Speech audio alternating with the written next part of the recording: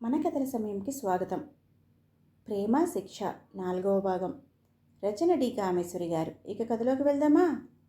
ఆఖరికి సరే చూద్దాం ఏమవుతుందో, మరోసారి వస్తాడో లేదో అనుకుంది. శ్యామల అనుమానం నిజమే అయింది. మళ్ళీ నెల గడిచేసరికి రెండోసారి తయారయ్యాడు అతను. ఈసారి శ్యామల మీద దయ తెలిసినట్టు 500లతో సరిపెట్టాడు. శ్యామల కోపం పట్టలేకపోయింది. శ్యామల కోపానికి ఆమె బెదిరింపులకి దడవనట్లు నిర్లక్ష్యంగా నవ్వి వెళ్ళిపోయాడు అతను. శ్యామల దిగులు ఆరాటం హెచ్చయింది. ఆ సంఘటనతో ఎవరితో ఈ విషయం చెప్పుకోవాలో కూడా అర్థం కాలేదు. రంగారావుతో ఈ విషయం ఎలా చెప్పాలో, చెప్పకుండా ఎన్నాళ్ళు దాచగలదు తను అన్నది ఆమెకు పెద్ద సమస్యగా తయారైంది. ఆ సమస్యకి పరిష్కారం అతి కొద్ది రోజుల్లోనే జరిగిపోయింది. ఆ రోజు ఊరికి వెళ్ళిన రంగారావు అనుకోకుండా ఒకరోజు ముందు వచ్చారు. శ్యామల అలవాటుగా ఎదురు రాలేదు. గుమ్మంలోకి బెడ్రూమ్లోకి వెళ్ళారు. అక్కడ లేదు. ఉషను ఆడిస్తున్న ఆయాని అమ్మగారెక్కడా అన్నారు రంగారావు. ఎవరో వస్తే అమ్మగారు పుస్తకాల గదిలో మాట్లాడుతున్నారు బాబు అంది ఆయా వినయంగా. ఎవరు? ఆడా మగా? ఎవరో మగవాడేనండి. రంగారావు ఎవరా అని ఆశ్చర్యపడి ఎవరో చూద్దామని లైబ్రరీ వైపు నడిచాడు. గది తలుపులు ఓరగా ఉన్నాయి. గదిలో శ్యామల గొంతుతో మరో అపరిచితుడి గొంతు వినిపించింది. ఆ మాటలు చెవిన పడగానే అప్రయత్నంగా గుమ్మం ముందు ఆగిపోయారు రంగారావు. నిజం జమీందారు గారికి తెలిస్తే మీ ఇద్దరి గతి, పాప భవిష్యత్తు ఏమవుతుందో తెలుసా? మర్యాదగా నేను అడిగింది ఇచ్చేస్తే ఈ రహస్యం బయటికి పొక్కదు. మగ గొంతు. ఇప్పటికి 2 సార్లు అయింది. ఇలా ఇస్తున్నంతకాలం నువ్వు మళ్ళీ అడగవని నాకు ఏమిటి నమ్మకం? శ్యామల గొంతు తీక్షణంగా ఉంది. ఇక రాను, మాట ఇస్తున్నాను. నిన్ను నమ్మమని ఎక్కడుంది? ఛీ, నీవింత దుర్మార్గుడవని అనుకోలేదు. నన్నెందుకు ఇలా పీడిస్తావు? నీకు నేనేం అపకారం చేశాను? పాప మీద నీకెందుకింత పగ? ఆ మాటలు విన్న రంగారావు గారు ఒక్క క్షణం వింటున్నది ఏమిటో అర్థం కానట్టు నిలబడ్డారు. మరుక్షణం ఆయన మొహం నల్లబడింది. ఆయనకు తెలియకుండానే గదిలోకి అడుగులు వేశారు. ఆయన్ని అలా అనుకోకుండా హఠాత్తుగా చూసిన ఇద్దరూ నిశ్చేష్టులైనారు. శ్యామలపై ప్రాణాలు పైనే పోయాయి. రంగారావు ఇద్దరి వంక ఒకసారి చూసి, ఏమిటది? ఏమిటా రహస్యం? గంభీరంగా అడిగారు. తుఫాను ముందు ప్రశాంతత నిశ్చలంగా గంభీరంగా అడిగారాయన. అతను శ్యామల వంక ఆయన వంక చూసి మరుక్షణం అక్కడి నుంచి పారిపోబోయాడు. అడుగు కదిపావంటే నరికేస్తాను. ఈ రహస్యం ఏమిటో చెప్పు. రంగారావు గుమ్మానికి అడ్డంగా చేతులు పెట్టి గంభీరంగా అడిగాడు. అతను ఒక క్షణం నిస్సహాయంగా చూసి తడబడుతూ, ఉష అనాథ కాదు, ఆవిడికి తెలుసు, గట్టిగా అడగండి, ఆమె చెప్తుంది అంటూనే ఆయన పక్క నుంచి దూసుకుపోయాడు. రంగారావు ఒక నిమిషం తెల్లబోయి తేరుకుని చూసేసరికి శ్యామల కూడా లేదక్కడ. రాబోయే ప్రళయాన్ని ఊహించి రోజంతా శ్యామల రంగారావు గారి నుంచి మొహం చాటు వేసుకు తిరిగింది. ఆయనకి ఒంటరిగా కనబడకుండా జాగ్రత్త పడింది.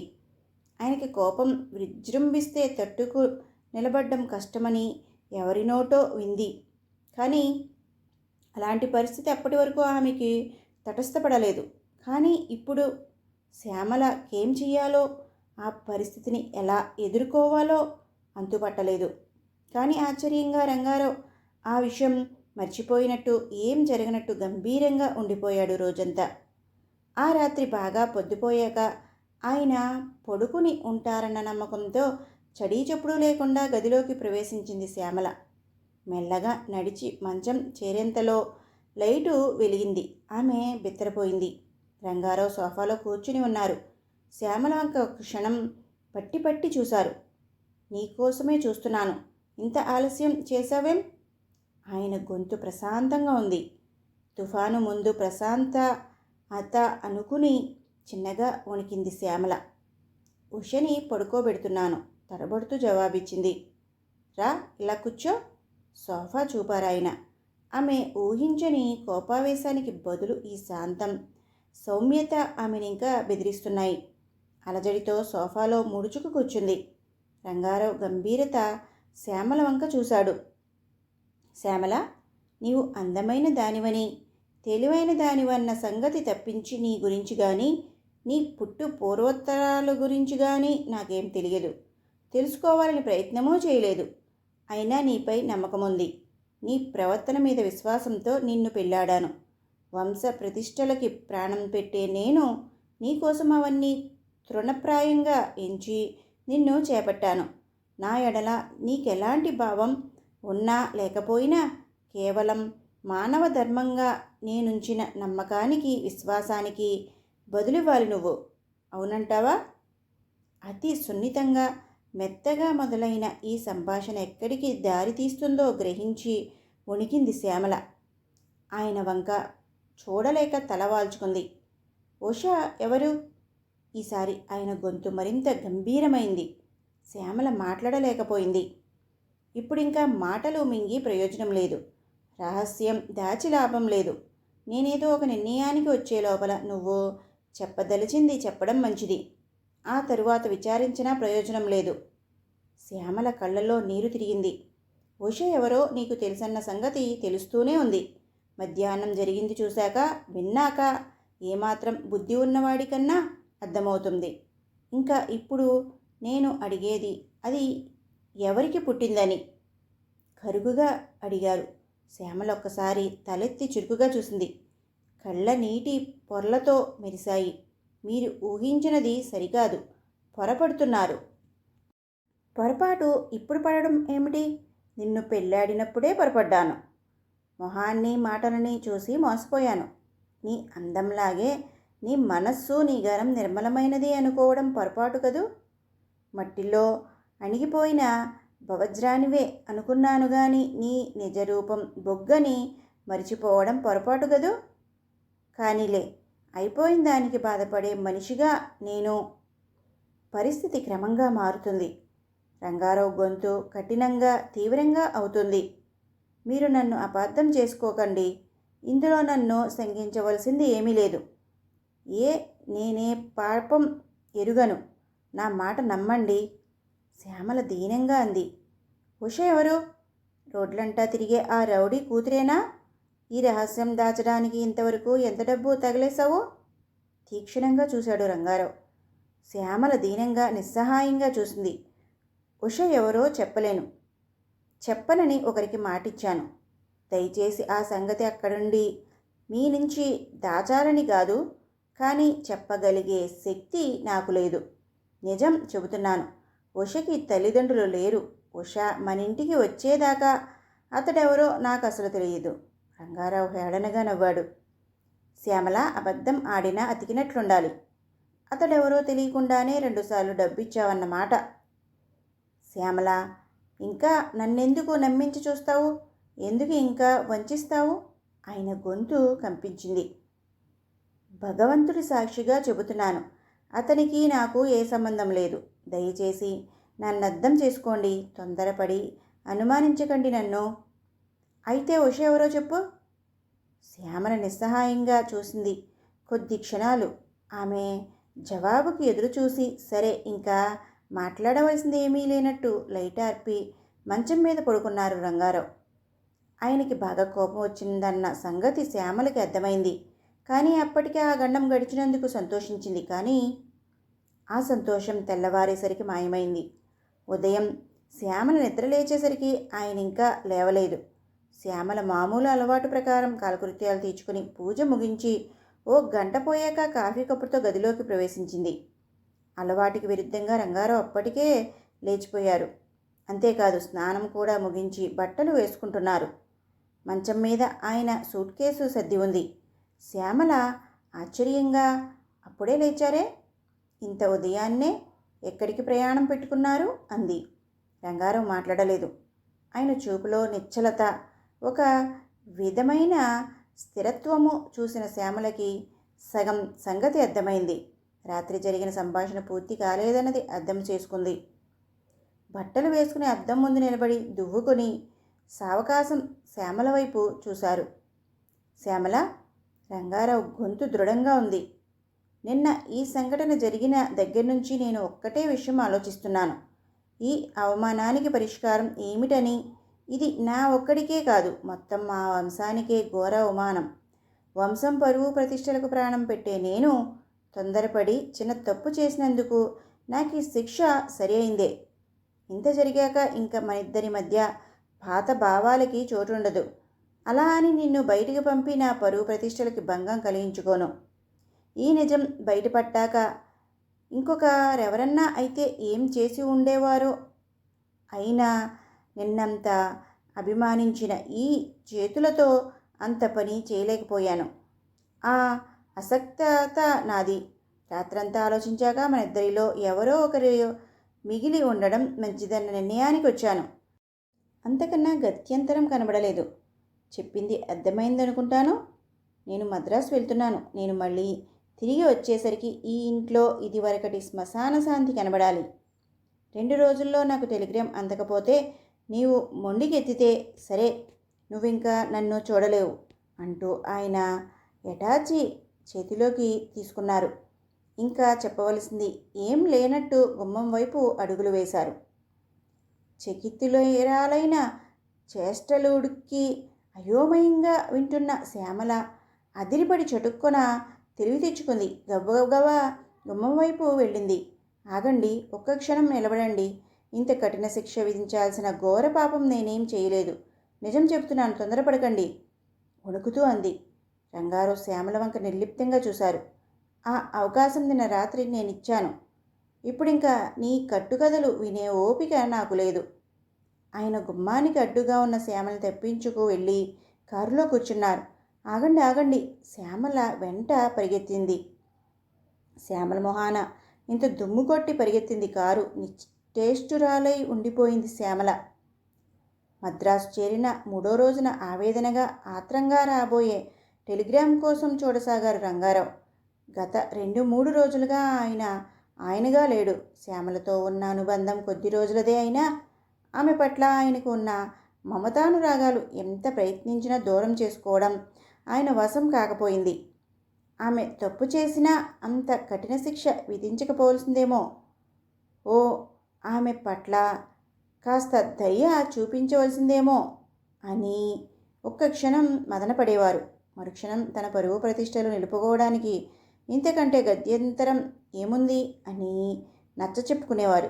ఒక మనిషి ప్రాణం కంటే పరువు ప్రతిష్టలు ముఖ్యమా అని అంతరాత్మ నిలవేసేది. కాకపోతే అలాంటి ఆమెతో మార్గం అనుకునేవారు ఒకసారి తన నిర్ణయం సరి అయినదా కాదా అన్న మానసిక సంఘర్షణ మధ్య నలిగిపోతూ ఏం చెయ్యాలో తేల్చుకోలేని స్థితిలో తనను తాను మర్చిపోవడానికి రోజంతా తాగుడుతో గడిపేవాడు. ఏ క్షణాన టెలిగ్రామ్ వస్తుందోనని ఎదురు చూస్తున్న ఆయనకి 2వ రోజున ఇంటి నౌకరు స్వయంగా తెచ్చి ఇచ్చిన పార్సిల్ అందింది. అది శ్యామల దగ్గర నుండి అని అర్థం కాగానే ఆశ్చర్యంగా ఆరాటంగా విప్పి చూశాడు. అందులో ఒక డైరీ ఉంది. ఆయనకేం అర్థం కాలేదు. ఆశ్చర్యంగా ఆ డైరీ పేజీ తిప్పారు. అది చనిపోయిన ఆయన తమ్ముడు మాధవ్ది. శ్యామల, మాధవ్.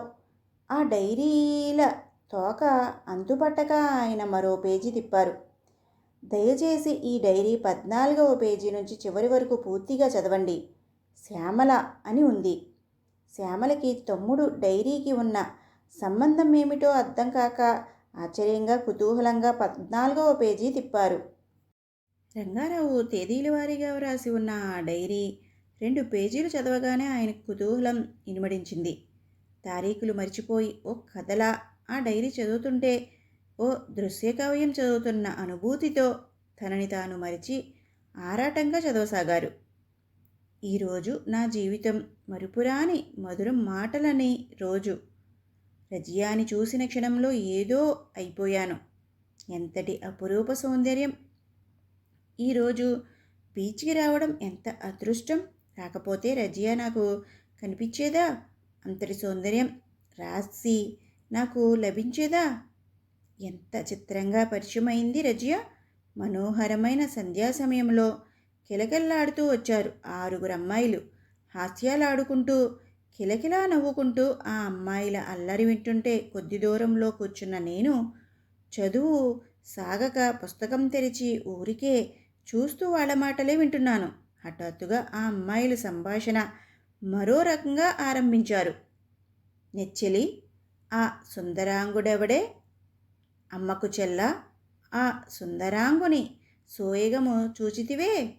సఖి, ఆ నూనూగు మీసకట్టు చూచితివా? మగసిరి ఉట్టి పడుటలేదే అతనితో? చెలి, ఎక్కడివాడో ఎందుండి వచ్చినాడో? ఆహా, అతని పొందుగోరు భాగ్యమున కెవెత్తెపంబు చేయుచున్నదో గదా? చూచితివా సఖి, మన రాకుమార్తెని ఆడడెట్లా వీక్షించుచున్నాడో? ఆ జవనుడు మన చెలికి ప్రాణసకుడయిన నెట్లుండినే? సకులారా, నోరు మూయండి. మతి భ్రమణం కలగలేదు కదా మీకు? అవును సఖి, అతని సోయగము చూచినంతనే మతి భ్రమించినది మాకు. అయినచో పోయి కట్టుకుని సముద్రంలో దుముకుట మంచిది. అట్లనకు సఖి, ఆ సుందరాంగునికి నీకు పరిణయము చేయు వరకైనా మా ప్రాణములు నిలుపుకొనవలే.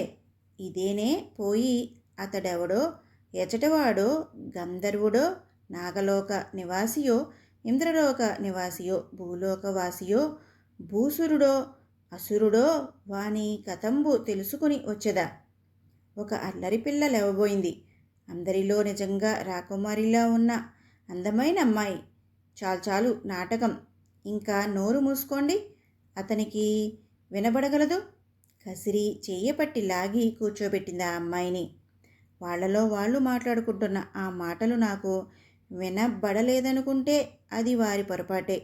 వాళ్ళ చిలిపి మాటలకు అల్లరికి నవ్వు వచ్చింది. అల్లరి ఈ వయసులో కాక మరెప్పుడో అనుకున్నాను. వాళ్ళు ఆ మాటలన్నీ నా గురించే అన్నారని అర్థమైంది. వాళ్ళు నన్ను అల్లరి పట్టించినట్లే నేను చిన్న తమాషా చేయాలన్న చిలిపి ఊహ వచ్చినట్టు ఫోజు పెట్టి, ఆహా, ఏమి సౌందర్యమో, దివి నుంచి దిగి వచ్చిన దేవకన్యవయి ఉండా నీవు. ఇట్టి సౌందర్య రాశిని పొందని ఈ జన్మ వ్యర్థంబుగాదే. ఈమె కథంబియ్యతో తెలిసి కొనేదా? స్వాగతం పైకి అంటూ వాళ్ల వైపు చూశాను. వాళ్ళందరూ నోరు తెరిచి మూయడం మర్చిపోయాయి. ఒక క్షణం, మరుక్షణంలో అందరి మొహాలు సిగ్గుతో కందిపోయాయి. తడబడిపోయారు. అది గమనించినట్లే. ఇష్టసకులారా, ఈ సుందరాంగి, ఈ రాకుమార్తె ఎవతయా తెలిపెదరా? ఔరా, ఈమెని చూచినంతనే నా ఒడలు పులకించుచున్నదే. చిలకెత్తెలారా, మీ సఖి వివరములు తెలుసుకొనినదే నా మది శాంతించదు. కాన చెప్పి నన్ను చరితార్థుణ్ణి చేయరే. చేతులు జోడించి వినయంగా అన్నాను. అందరూ బిక్క చచ్చిపోయి చూస్తుండిపోయారు. ఆహా జనని, ఏమి నీ సోయగము? నిన్ను పొందని ఈ నా జన్మం బేల. ఏ దేశపు రాజకుమార్తెవో, ఏది వినించి దిగివచ్చిన దేవకన్యవో నాపై కృప చూపవా? నీ కృపావీక్షణంబు నాపై బరిపి నా ఈ మదన తపము చల్లార్చవా? చెలులారా, నన్నిట్లు మదనాగ్నికి లోను చేయుట మీకు న్యాయమా? మీ నెచ్చలి పొందు నాకు సమకూర్చరా? ఓ జనని, ఓ సుందరాంగి, నిన్ను చూసిన క్షణమే నీకు దాసుడునైనాను. ఈ క్షణముందే ఈ ప్రకృతి సాక్షిగా నిన్ను గాంధర్వ వివాహమాడెదా? నీ అంగీకారము తెలిపి నన్ను కృతార్థుడిని చేయవా? కావ్య నాయకుడిలా ఫోజు పెట్టి ఆమె ముందు మోకాళ్ళ మీద కూర్చున్నాను. అందరి మొహాలు సిగ్గుతో ఎర్రబడినాయి. ఏం చెప్పాలో తెలియక కలవరపడిపోయారు. ముఖ్యంగా అందమైన అమ్మాయి నా వైపు చూడలేనట్టే తల భూమిలోకి వాల్చేసుకుంది. అమ్మాయిలందరూ ఒకరి వైపు ఒకరు చూసుకున్నారు.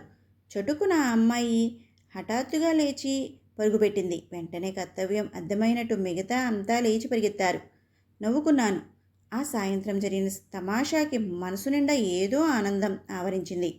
అంత సంతోషంలో ఆ అమ్మాయిలెవరో, ఎక్కడివారో, ముఖ్యంగా ఆ అందమైన అమ్మాయి ఎవరో అన్న సందేహాలకి జవాబు దొరక్క కాస్త నిరుత్సాహపడ్డాను. ఆ తరువాత నెల రోజులు కనిపించని ప్రతి ఆడపిల్ల వంక చూసేవాడిని ఆశగా, ఆరాటంగా ఆ అందమైన అమ్మాయి కోసం. రోజులో ఏదో క్షణం ఆమె గుర్తుకు రాక మానేది కాదు.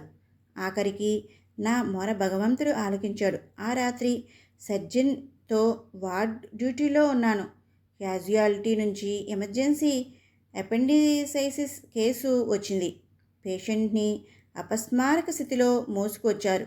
ఆ కేసు ఎవరో కాదు, నా దేవకన్యే. ఒక్క క్షణం కర్తవ్య విమూఢిలా నిలబడిపోయాను.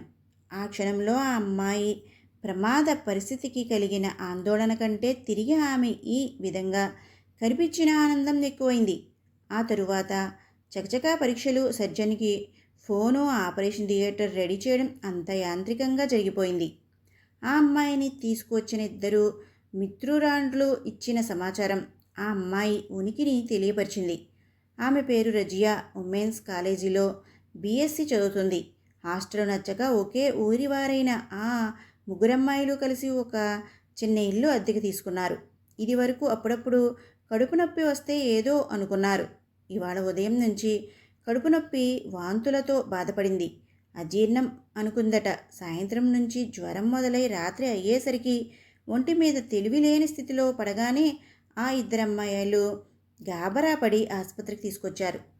ఆ కథ విని అంత నిర్లక్ష్యంగా ఆలస్యం చేసినందుకు మందలించాను. ఆ అమ్మాయిలు ఇద్దరూ అక్కడ హౌస్ సర్జన్గా ఎదురైన నన్ను చూసి చాలా ఆశ్చర్యపోయి మొహాలు చూసుకున్నారు. నన్ను గుర్తించి సిగ్గుగా నవ్వుకొని కళ్ళతో మాట్లాడుకోవడం నా కంటబడింది. ఆపరేషన్ చేస్తున్నంతసేపు నా మనసులో లేదు. యాంత్రికంగా బాస్కి అసిస్టు చేస్తున్న ఆలోచనలు, నా దృష్టి అంతా రజియా మీదే. రజియా మనిషిలాగే పేరు అందమైనది. అందం ముస్లింల వనితల సొత్తు అంటారు. నిజంగా రజియా అంత అందగత్తె. ఆ గులాబీ రంగు పల్చని పొత్తు కడుపు మీద కత్తితో ఘాటు పెడుతుంటే నా హృదయం వెలవెల్లాడింది. తెలివి లేకుండా మూసుకున్న కళ్ళ కింద పొడుగాటి కనురెప్పలు విసన కర్రలా పరుచుకున్నాయి. అసలే గులాబీ రంగులో ఉండే చెక్కిళ్ళు జర తీవ్రతకి ముదురు గులాబీ రంగు దాల్చాయి. ఆ కోమలమైన చేయి చేతిలోకి తీసుకోగానే వణికాను. ఆ పొడుగాటి వేళ్ళు, అందమైన కత్తిరించిన ఆ గోళ్ళు, మెత్తని పువ్వులాంటి చెయ్యి అవసరానికి మించి ఎక్కువసేపే పట్టుకున్నాను. మొత్తానికి రజియా కంట పడిన క్షణం నుండి నాలో ఏదో సంచలనం బయలుదేరింది. ఆపరేషన్ అయ్యి రజియాకి పూర్తి స్పృహ వచ్చేసరికి తెల్లారింది. ప్రత్యేక శ్రద్ధతో ప్రతి అరగంటకి వెళ్ళి రజియాని చూస్తుండేవాడిని. అంతసేపు మెలకు వచ్చాక ఎదురుగా కనిపించిన నన్ను చూసి రజియా అంత బాధలోనూ చెకితురాలైపోయింది. అసలే పెద్దవైన ఆ కళ్ళు మరింత విప్పారాయి. పాలిపోయిన ఆ బొగ్గలు గులాబీ రంగు దాల్చాయి.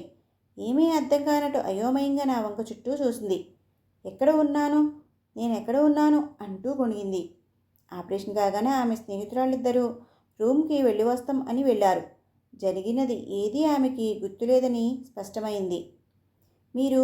మీరెవరు? నేను అంటూ గాబరాగా చుట్టూ చూసింది. ఆరాటంగా లేవబోయింది. చటుక్కున ముందుకు వంగి ఆమె భుజాలు రెండూ పట్టుకుని పడుకోబెట్టాను. లేవకండి, లేవకూడదు మీరు అన్నాను. పక్కన ఉన్న నర్సు వచ్చి ఆమెను సరిగా పడుకోబెట్టి దుప్పటి కప్పింది. భయంగా చూసింది రజియా. మరేం భయం లేదు, మీకు అపెండిసైటిస్ ఆపరేషన్ జరిగింది అంతే. ఇప్పుడు ఇంకేం భయం లేదు, మీకేం పర్వాలేదు, నిశ్చితంగా పడుకోండి అన్నాడు మృదువుగా. నమ్మలేనట్టు చూసింది. దుప్పటిలోని ఆమె చెయ్యి కడుపు మీదకి వెళ్ళింది. తరువాత బాధతో పెదాలు బిగబట్టి, మీరెక్కడి నుండి వచ్చారు? మా ఫ్రెండ్స్ అంతా ఉండేవారు. మీరు అట్టే మాట్లాడకండి, కదలకుండా పడుకోండి. వాళ్ళు ఇప్పటి వరకు ఇక్కడే ఉన్నారు, ఇప్పుడే రూమ్కి వెళ్ళారు. మీరింకా మాట్లాడకండి, రెస్ట్ తీసుకోవాలి అంటూ, నేనిక్కడ హౌస్ సర్జన్ని, మీకేం పర్వాలేదు, నేను వచ్చి మధ్య మధ్య చూస్తుంటాను అని కోరకుండానే అభయం ఇచ్చి ఆమె మళ్ళీ కాస్త మగతలోకి జారగానే బయటికి వచ్చాను. పగలు డ్యూటీ నాది కాకపోయినా 2 గంటలకొకసారి వచ్చి చూసేవాడిని. నా శ్రద్ధాశక్తులను ఆశ్చర్యంగా చూస్తున్న నర్సులకు, తోటి కొలీగ్స్కి నా ఫ్రెండ్ చెల్లెలు అంటూ చిన్న అబద్ధం చెప్పాను. రజియా పట్ల నా కుతూహలం, ఆసక్తికి నాకే అర్థం తెలియలేదు. ఆసుపత్రిలో రజియా ఉన్న 10 రోజులు నాకు 10 నిమిషాల్లాగా గడిచాయి. ఆమె అక్కడ అలా దేవకన్యలా బెడ్ మీద పడుకుంటే హాస్పిటల్కే అందం, చైతన్యం వచ్చినట్టు అనిపించేది. ఆ 10 రోజుల్లో రజియా సిగ్గు బెరుకు పోగొట్టుకుని నాతో చనువుగా మాట్లాడింది. ముందు రోజు బాధలో ఉన్న తరువాత కాస్త తేరుకున్నాక నా పట్ల కుతూహలం కనబరుస్తుందని నాకు అనిపించేది. ఆమె స్నేహితురాళ్ళిద్దరూ ఆమెని తెగ హాస్యాలు చేసి ఏడిపిస్తూ ఆట పట్టించేవారు. ముందు రోజు నేను ఇంటికెళ్ళి కాల వ్యవధి తీర్చుకొని మళ్ళీ వచ్చేసరికి ఆమె స్నేహితురాళ్ళిద్దరూ ఆమెని తెగ హాస్యాలు చేసి ఏడిపిస్తూ ఆట పట్టించేవారు. ముందు రోజు నేను ఇంటికెళ్ళి కాల వ్యవధి తీర్చుకుని మళ్ళీ వచ్చేసరికి ఆమె స్నేహితురాళ్ళిద్దరూ, ఇదేమిటి నీ రాజకుమార్ ఇక్కడ ప్రత్యక్షమయ్యాడు హఠాత్తుగా? చెలి, నీ మనోభీష్టం నెరవేర్చుటకు ఆ దేవుడే మిమ్మల్ని ఇట్లు కలిపి ఉండెనేమో అంటూ హాస్యం ఆడుతున్నారు. రజియా కోపం నటిస్తూ, నోరు మూసుకోండి లేకపోతే దవడ వాయిస్తాను అంది. పాపం, నిన్న రాత్రి నీ రాకుమారుడి ముఖం చూడవే, ఏం గాబరా పడిపోయాడు. ఇటు పరిగెత్తి అటు పరిగెత్తి ఫోన్లు చేసి తెగ హడావుడి పడిపోయాడు. పాపం, ఏడుపొక్కటే తరువాయి అనుకో. ప్రతి పేషెంటు మీద ఇంత దయ్య అటెన్షన్ చూపిస్తే ఈ ధర్మాసుపత్రిలో ధర్మం అనేది గగన కుసుమం అవ్వకపోయేది కదా. బాగుందే నెచ్చలి నీ మాట. అందరూ మన రజియా అంత అందగత్తెలే. ఆయన ఉంటే డాక్టర్లందరూ పరిగెత్తి పందాలు వేసుకుని సేవలు చేయగలరా? అయితే ఈ చిన్నదాని అందానికి ఆ సుందరాంగుడు బోర్లా పడ్డాడంటావు. ఆహా, కావలిస్తే ముందు పళ్ళు విరగ్గొట్టుకుంటాడో లేదో చూడు. అబ్బబ్బా, ఏమిటే గోల, అద్దం పద్దం లేకుండా ఈ వాగుడేమిటి? పొండిక్కడి నుంచి.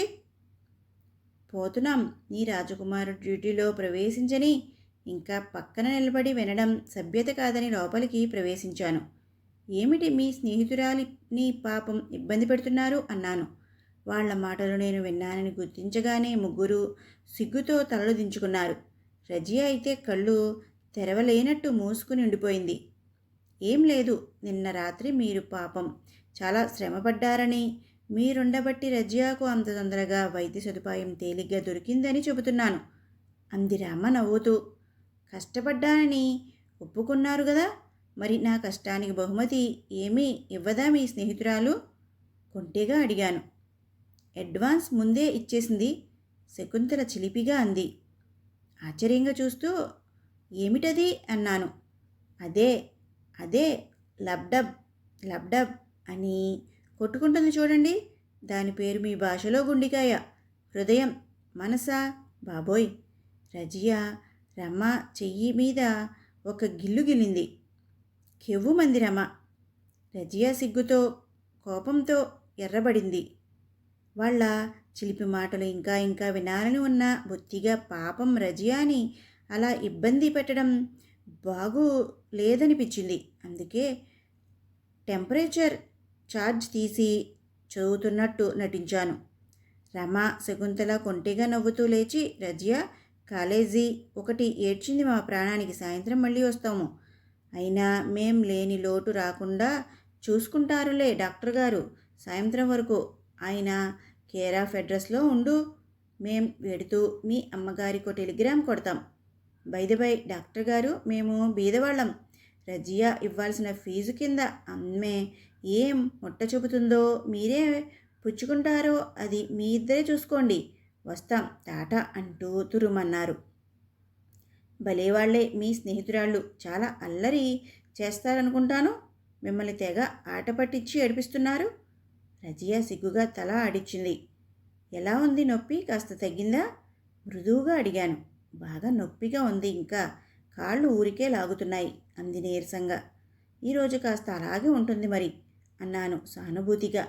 మీ అమ్మగారు నాన్నగారు వస్తారేమోలేండి రేపటికి, ఏదో ఒకటి మాట్లాడాలని మాట్లాడుతూ.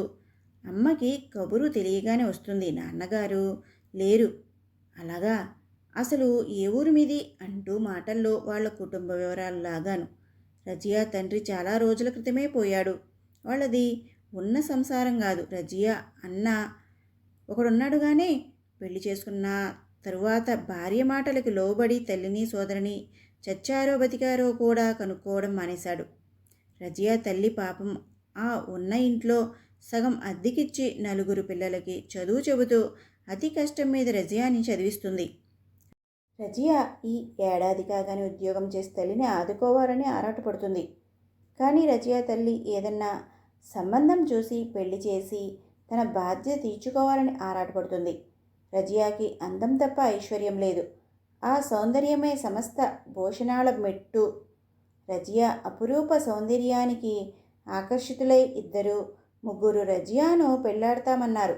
కానీ చదువు సంధ్య లేని ఆ రౌడీలను రజియా ఇష్టపడలేదు. రజియాకి ఆ డాక్టర్కి పెళ్లి జరుగుతుందా? నెక్స్ట్ పార్ట్లో చూద్దాం.